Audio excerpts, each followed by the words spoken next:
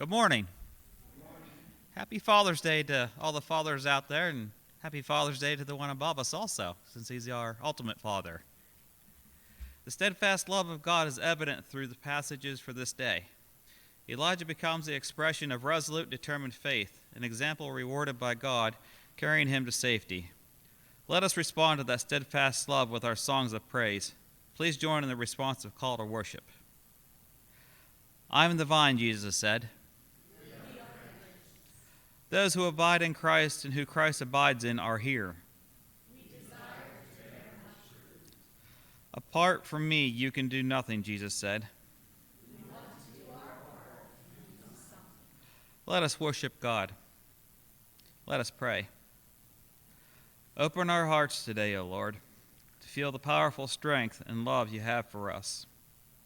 Help us to listen not only with our ears, but with our spirits for your words of compassion and healing. Enable us to become more faithful disciples for you, for we ask this in the name of our Savior, Jesus Christ. Amen. Please stand if you are able and join in the opening hymn of praise. Praise the Lord Almighty.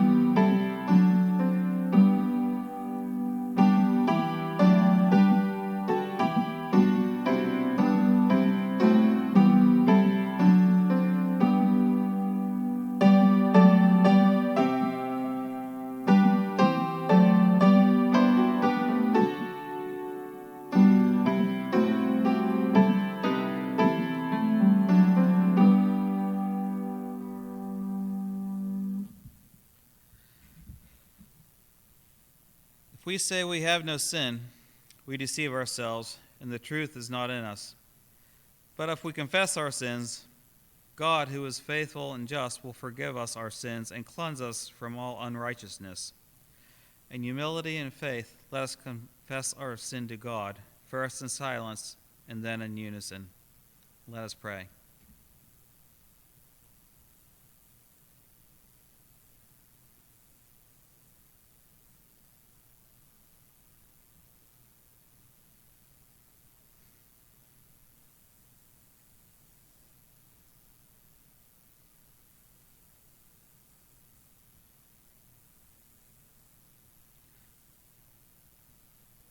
Gracious God, our sins are too heavy to carry, too real to hide, and too deep to undo. Forgive what our lips tremble to name, what our hearts can no longer bear, and what has become for us a consuming fire of judgment. Set us free from a past that we cannot change. Open to us the future where you can be changed, and grant us grace to grow more and more in your likeness and image. Help us to hear you in silence. Create in us our God, and renew our right spirits within us. Do not cast from your presence or take your Holy Spirit from us. Restore to us the soul of salvation and sustain us with your bountiful Spirit through Jesus Christ, the light of the world. Amen. Hear the teachings of Christ. I give you a new commandment, that you love one another just as if I have loved you. You also should love another. In Jesus Christ, we are all forgiven. Amen.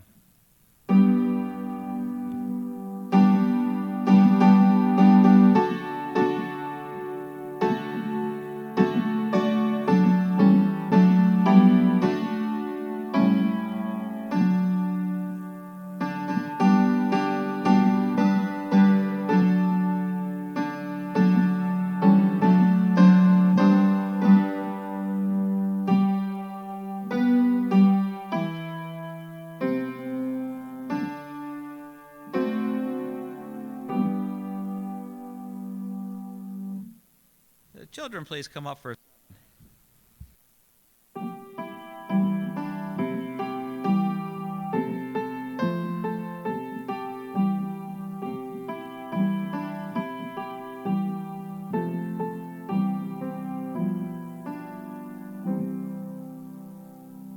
Let us pray. Holy One, prepare us to receive your word. As we listen in faith and hope, open our souls to your quenching waters. Free us from the confinement of our hearts, that we may hear the promise of your love. Amen. Our scripture today is from 1 Kings chapter 19, verses 1 through 15. Ahab told Jezebel all that Elijah had done and how he had killed all the prophets with a sword. Then Jezebel sent a messenger to Elijah, saying, So may the gods do to me and more also, if I do not make your life like the life of one of them by this time tomorrow. Then he was afraid. He got up and fled for his life and came to Beersheba, which belongs to Judah, and left his servant there. But he himself went a day's journey into the wilderness and came and sat under a solitary broom tree. He asked that he might die. It is enough now, O Lord. Take away my life, for I am no better than my ancestors. Then he lay down under the broom tree and fell asleep. Suddenly an angel touched him and said to him, Get up and eat. He looked, and there at his head was a cake baked on hot stones and a jar of water. He ate and drank and lay down again. The angel of the Lord came to him a second time and touched him and said, Get up and eat, or the journey will be too long for you. He got up and ate and drank, and then he went into the strength of that food for 40 days and 40 nights to Horeb, on the mount of God. And at that place he came to a cave and spent the night there. Then the word of the Lord came to him, saying, What are you doing here, Elijah? He answered, I have been very zealous for the Lord, the God of hosts, for the Israelites have forsaken your covenant and thrown down your altars and killed your prophets with the sword. I alone am left, and they are seeking my life to take it away. He said, Go out and stand on the mountain before the Lord, for the Lord is about to pass by. Now there was a great wind, so strong that it was splitting mountains and breaking rocks in pieces before the Lord, but the Lord was not in the wind. And after the wind was an earthquake, but the Lord was not in the earthquake. And after the earthquake, a fire, but the Lord was not in the fire. And after the fire, a sound of sheer silence. When Elijah heard it, he wrapped his face in a mantle and went out and stood at the entrance of the cave. And there came a voice to him that said, What are you doing here, Elijah? He answered, I have been very zealous for the Lord, the God of hosts, for the Israelites have forsaken your covenant and thrown down your altars and killed your prophets with the sword. I alone am left, and they are seeking my life to take it away.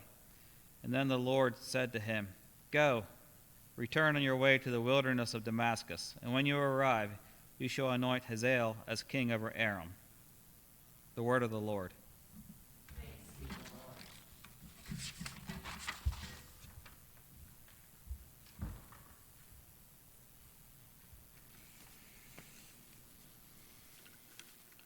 May the words of our mouth and the meditation of our hearts be acceptable to you, our God and our Redeemer.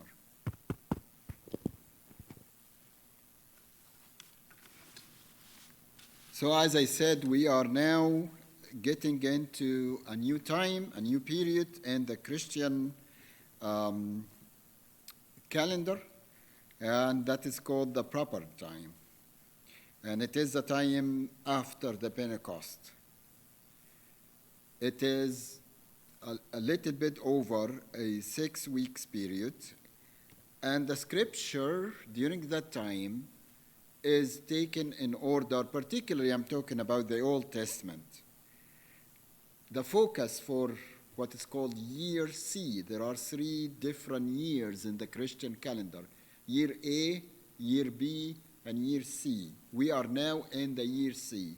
And then it goes back again and continue. And in the year C, the focus is on the prophets. So this is my first sermon in a 6-week period of time where the focus will be on the Old Testament prophets. Now, with the text of the prophet, because today's text was too long, I didn't put other texts with it, but actually there is the Psalms. And the Psalms during this time always go along with the Old Testament story. So for instance, today we talk, and we will talk about Elijah, right? The challenge with the other gods, right? And the glorifying of God, the creator of heaven and earth, who is always into action against the other gods who have ears but they do not listen, have mouths but they do not speak, have feet but they don't walk, have hands but they don't use them. You will find that exactly in 2 Psalms, Psalm 96 from 1 to 5 and Psalm 115 from 3 to 8. For instance, Psalm 96, 1 to 5, it says, "Oh, sing to the Lord a new song. Sing to the Lord, all the earth. Sing to the Lord and bless God's holy name. Tell of his salvation from day to day. Declare his glory among the nations, his marvelous works among all the peoples. For great is the Lord, and greatly to be praised." Why?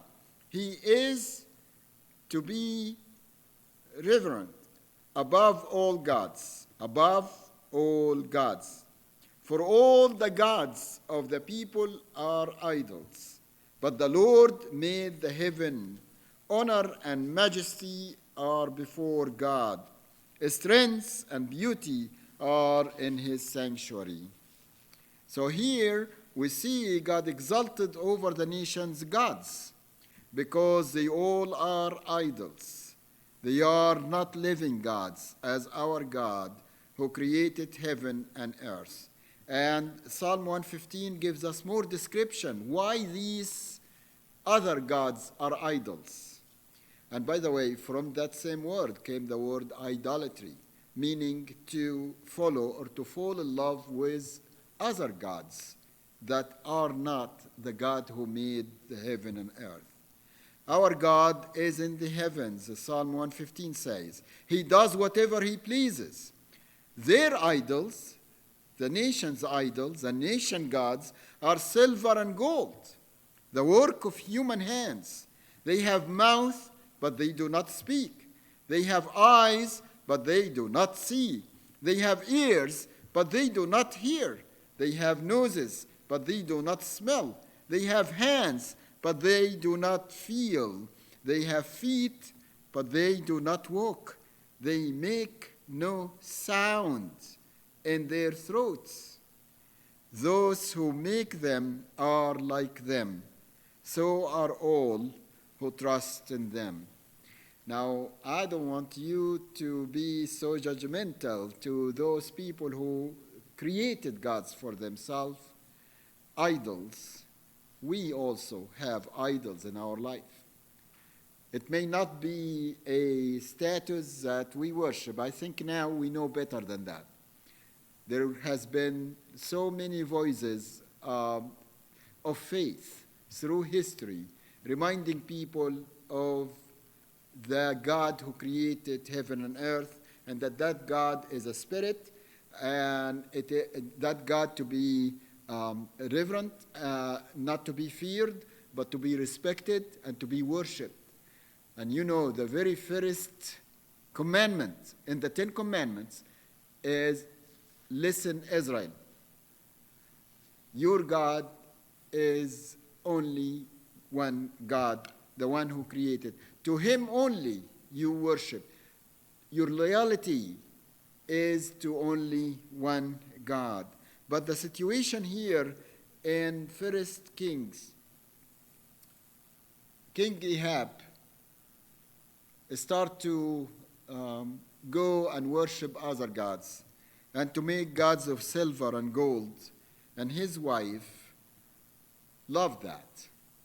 And she threatened the prophet of God, Elijah, because he asked people to destroy these idols and not to bow to the Baal. So in First King, we read the whole story about the challenges put in front of the prophets of the Baal.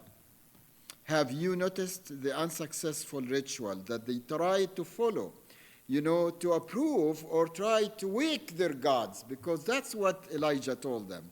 He wanted to make fun of them. I told them, okay, let's look at your gods and my God and see who's going to do something and to prove himself as a living God. And in 1 King 18:28 we read, then they cried aloud, and as was their custom, they cut themselves with swords and lances until the blood gushed out over them. But there was no voice. And notice that. Later God is then going to come in a silent cheer, comes in a very gentle whisper. They did all what they could do to try to get these idols to speak, to have voice, but there was no answer and not response. But from the other side, all what Elijah did was calmly step forward with instruction for the preparation of the altar. Elijah's ritual were in sharp contrast to those of the Baal's prophets. I want you to listen to me and be careful, keep alive what I'm saying here, because I'm comparing it later to the reality of some of the voices, the destructive and distracting voices that we hear in the world. So this is the same as those people, those fake prophets that wanted to move or help their idols to speak. There was no voice. Elijah addressed the Lord with these words, the God of Abraham, Isaac, and Israel. So he went to what? To the ancestors. He went back to, like you do, look back to your parents and grandparents, to their journey of faith, to the way they hold on faith and the way that they stick with the Lord. God of Abraham, Isaac, and Israel, calmly and directly, he asked that he be vindicated as the Lord's servant, and that the Lord be reverent as God. The response was immediate. The fire of the Lord fell and consumed the burnt offering. Not just the burning offering, but the wood, the altar, and even the water. You can go and look for that in First Kings and chapter 18, verse 38. And the result was that the people declared Yahweh as God. And that is the affirmation of the first commandment of the 10. Now, for the sake of time, let's look at today's text. After that incident, the king Ahab and his evil wife Isabel were very angry and started to threaten Elijah, as you have seen in that clip. Elijah had to escape for his life. He certainly felt very depressed. And I am sure if I am, in his shoes, I'll feel the same. And I tell you the truth, in so many times of my life and my history with ministry, I had these moments. I had these moments of depression. And you just simply escape. You go to sleep. You just wanted to sleep as much as you could. That's what the prophet did. He just went to sleep and he said, I gave up. God, you know what? I'm not better than my ancestor. Why don't you take my life? We all get that in that situation.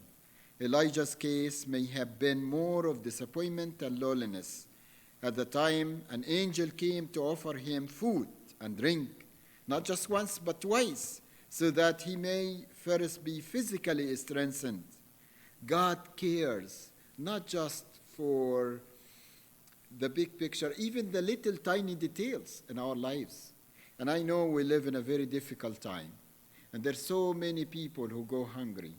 And I appreciate very much the way that many of our denomination congregations and many other churches that praying and thinking and trying to take and to make initiative to help each other. This is the time when God tells us that he also cares. He cares. And he tremendously takes care of the details and provide for our physical needs. But what he really needed here is a change of heart, of a spirit. He was absolutely disappointed, depressed, and he was in a state of mind that wouldn't have helped him to even go, not 40 days, but even one day. So he got strengthened and encouraged. And then he was sent for the second level up.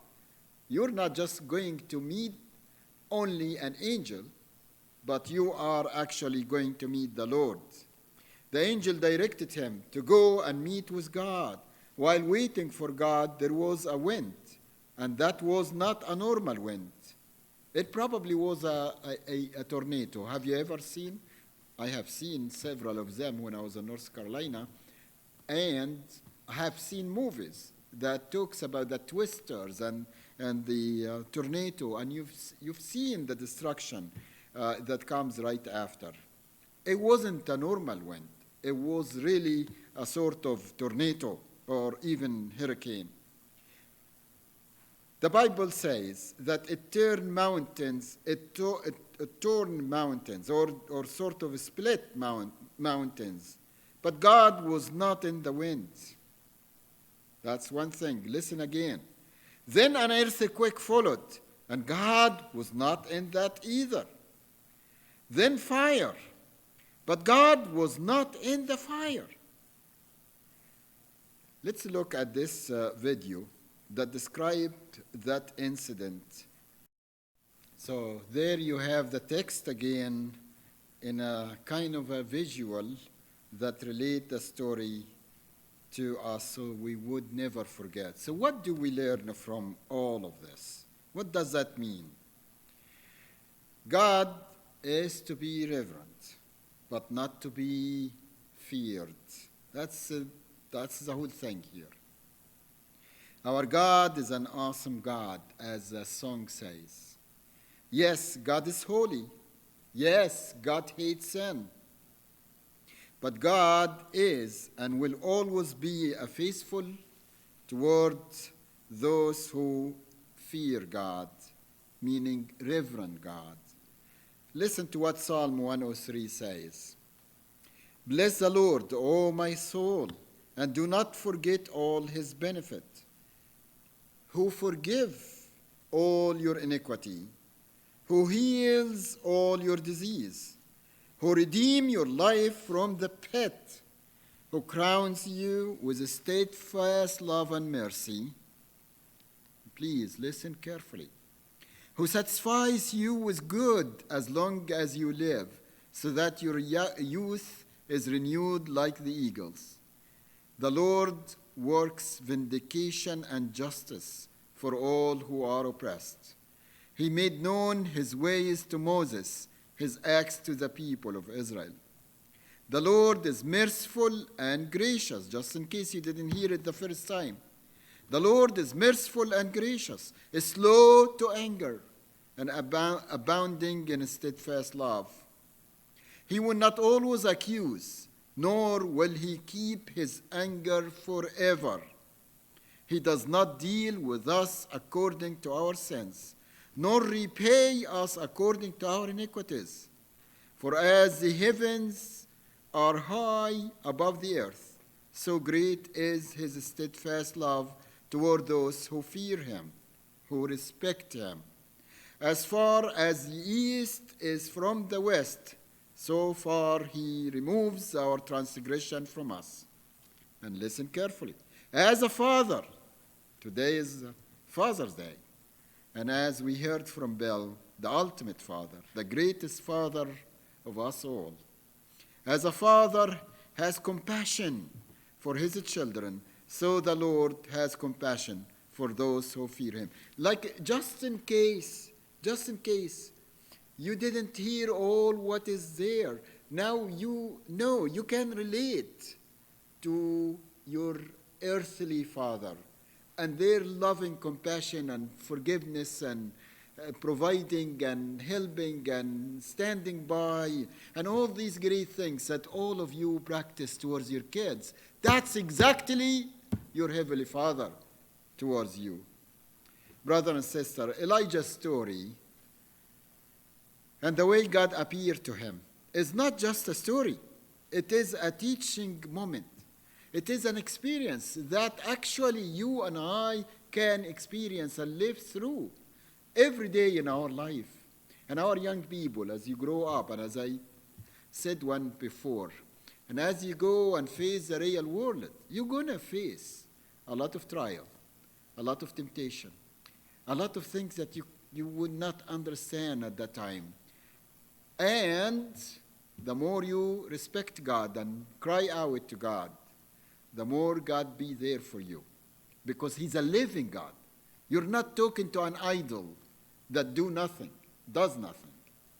No, you're talking to a living God.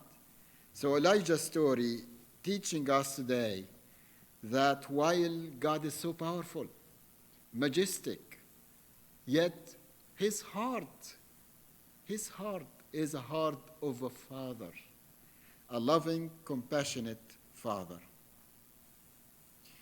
God did not come to Elijah in the sound of a wind, destructive wind. God did not come to Elijah in the earthquake.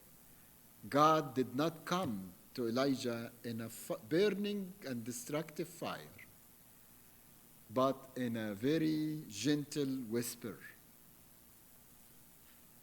picking up on with him and asking, "What are you doing here?" And these were the transformational words that touched this man's heart. He needed that at the time, and he got it.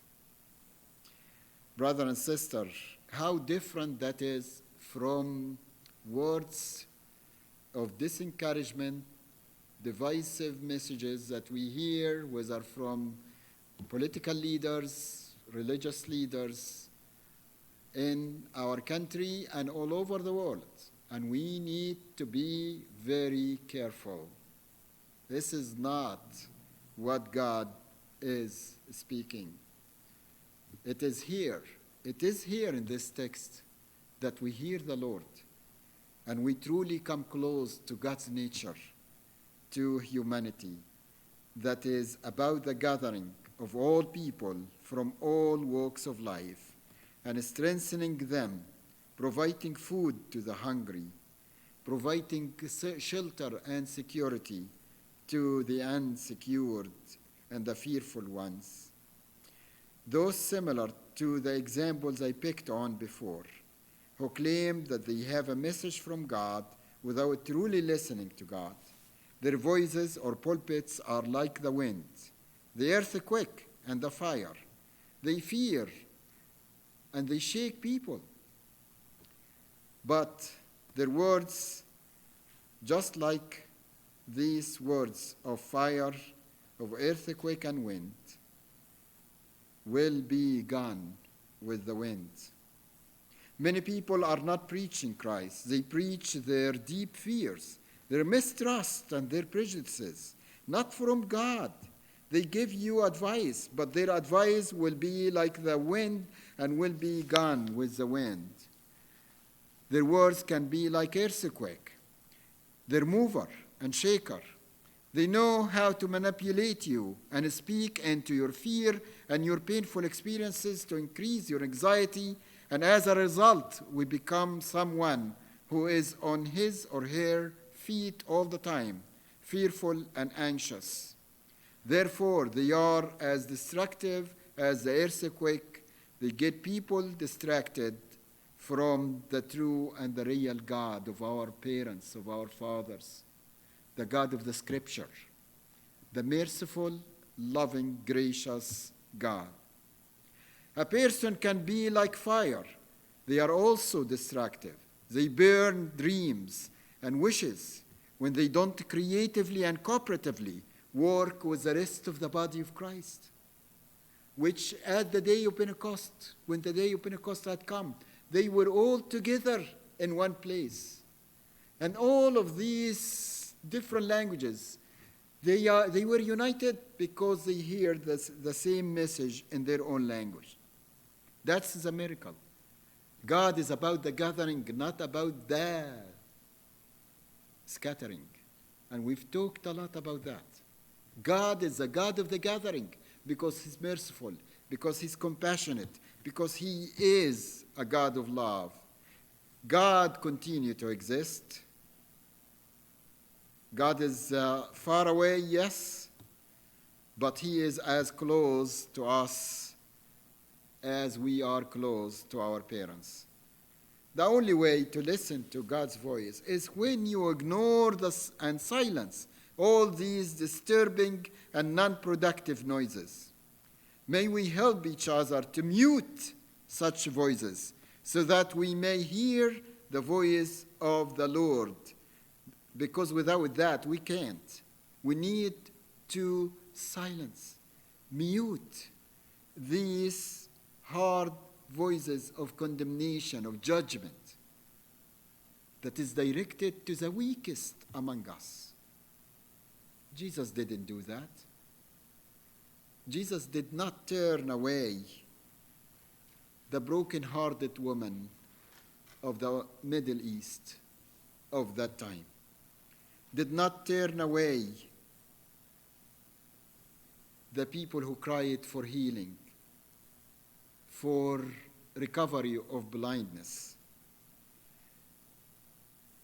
The whisper and gentle whisper of Jesus Christ you can only hear when you silent your cell phones, your loud TV, the destruction of voices that contradict each other and do not live up to the message. They think that they provide service to God by leading disciples to be persecuted like Saul did, by talking ill on other people, other Christians.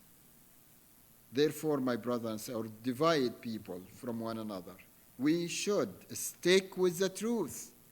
And this is the truth, that God sent his Son to save the sinners, whom I am the first. And as long as you say that, just like we said in the prayer of confession, if we say that we are without sin, we deceive ourselves. And the truth is not within us. God wants us to be humble and to follow the spirit of humility so that we may be saved. We're all sinners. We're all short. Therefore, the only way to recovery is not to judge the others, but to always feel that you are under judgment. Therefore, your love and respect to God increase. And therefore, you will receive more mercy. You receive more compassion from God the Father. Brother and sister, here is the last verse for today. In Psalm 46:10, be still and know that I am God. I am exalted among the nations.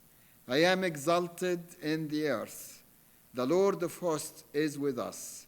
The God of Jacob is our refuge. And I wish that you go back to Psalm 46 and read the rest of it. It's amazing, amazing, beautiful psalm. Just as equal as 103, which we quoted early. May our message, may our voices be just like the voice of the Lord. And we shall be safe and secure, and we shall plant love, peace, and justice for a divided world. Let us pray. Gracious God, we are so thankful for this message, for your clear voice that may not be a voice of wind or earthquake or fire. It could be a whisper that comes to our ears through friends, through neighbors, through preachers, through the scripture, just by reading the scripture. Help us to distinguish your voice and to follow your voice.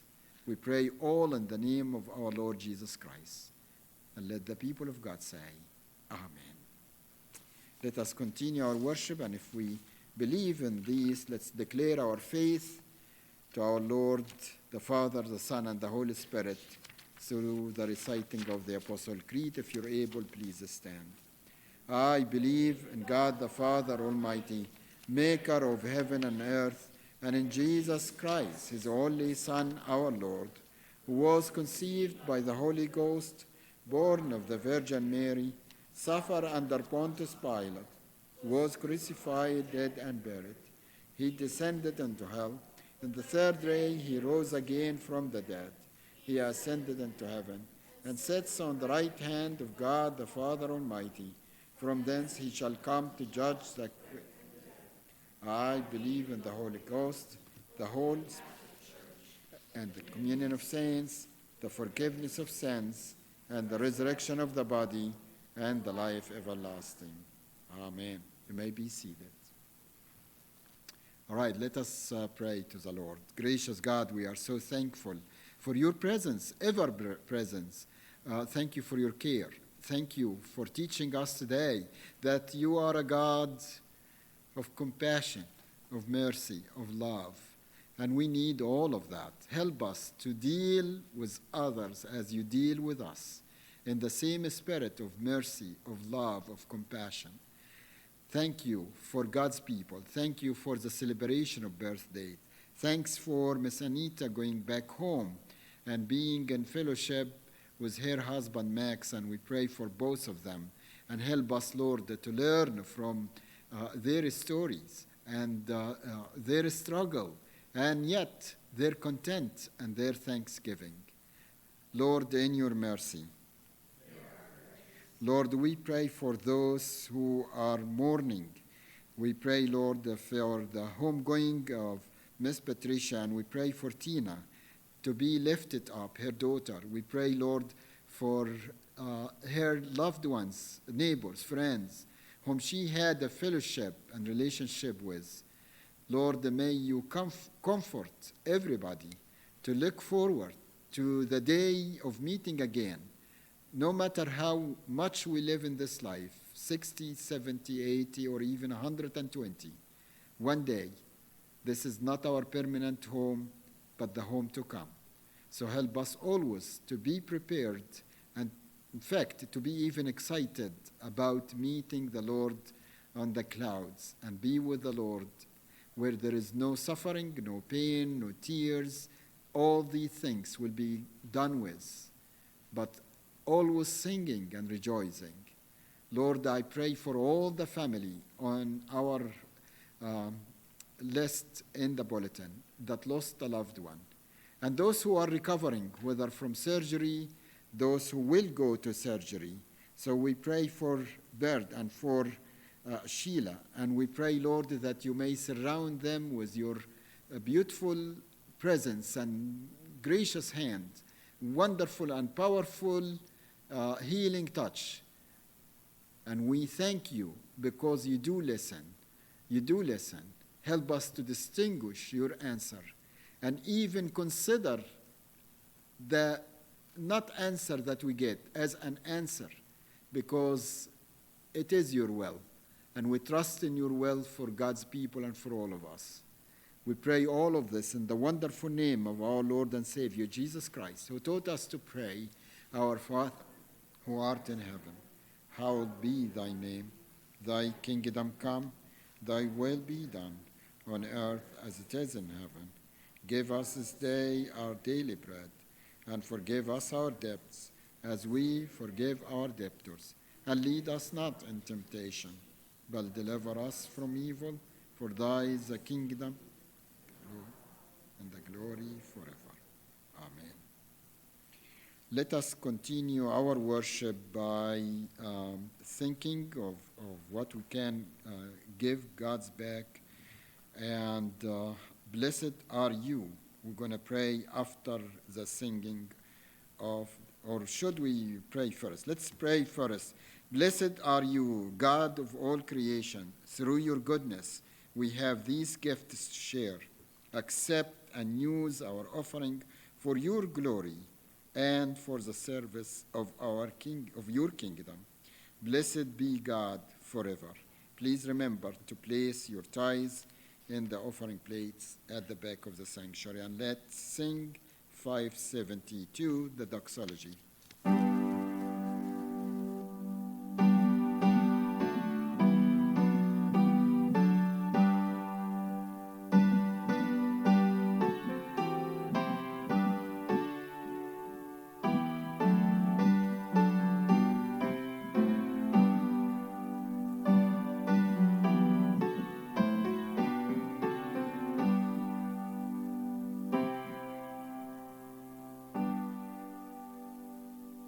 Would you please join me in this prayer of dedication?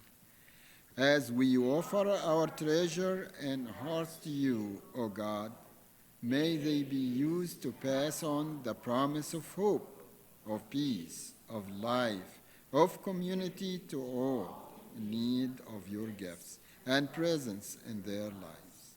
Amen. Our hymn of dedication, O Jesus, I have promised.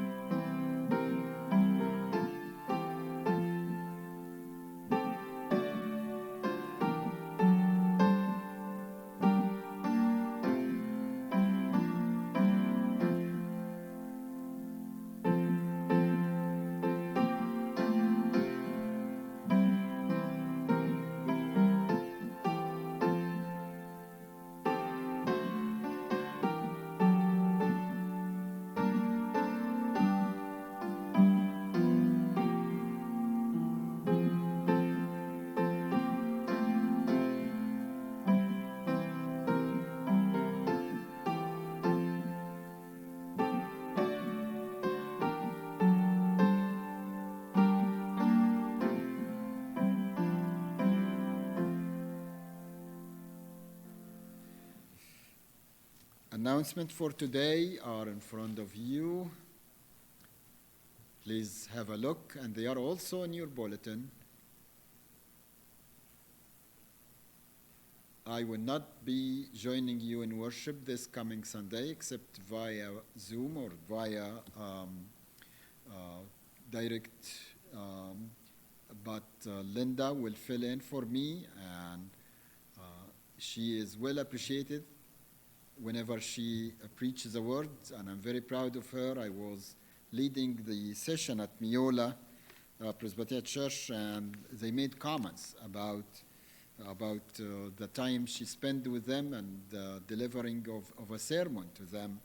And they said, we want to bring her here often. So you're going to have a very busy schedule. And I'm so thankful, because as a people here, I didn't feel that she was away, because she ran back and she was here in worship last Sunday. That was last Sunday, correct? Thanks be to God. And I am so thankful for all of your gifts and your encouragement to me and to her and to all of us as you work together, every one of you, in their own gift and in their own part. The trustees, the session members, the treasurers, all of you are very special. Yes?